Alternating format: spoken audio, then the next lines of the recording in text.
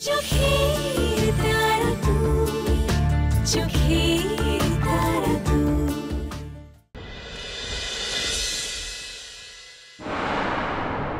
তো ওরা এসে গেছে।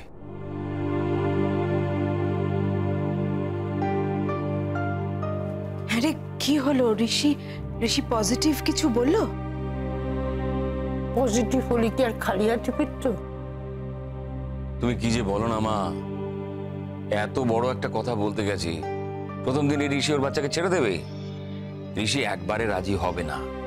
ও যদি রাজি হয়ও তাহলে ওকে অনেকবার বলতে হবে।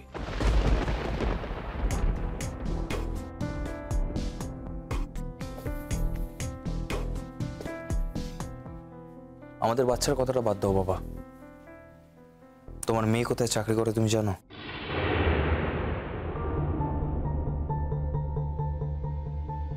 কি বলছিস কি তুই ডোডো? শুনেই তো আমার ভয় বুক কাঁপছে। আবার কোনো ভয়ঙ্কর বিপদের জালে জড়ায়নি তো মেয়েটা?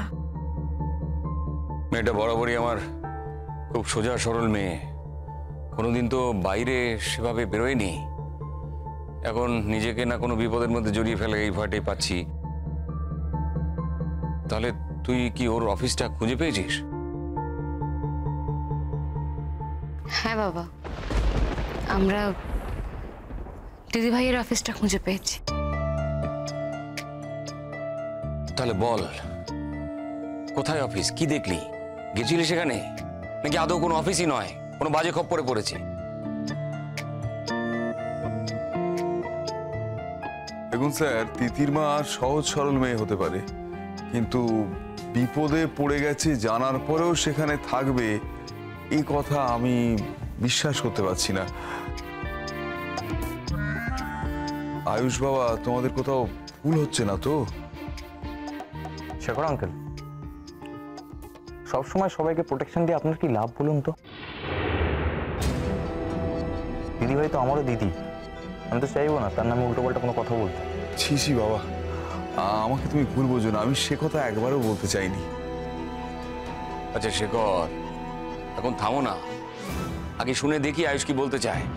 আরে আমাকে খুলে বলতো। বাবা, এই কথাটা বলতে আমার মুখে বাজছে, তুমি বরং পুতুলকে জিজ্ঞেস করো। কি সব বলছিস তুই? কি এমন করেছে যে তোর সেটা বলতে মুখে বাজছে? হ্যাঁ রে তুতুল, বল না আমায়। মা, দিদি ভাই রোজ ঋষির বাড়ি যায়।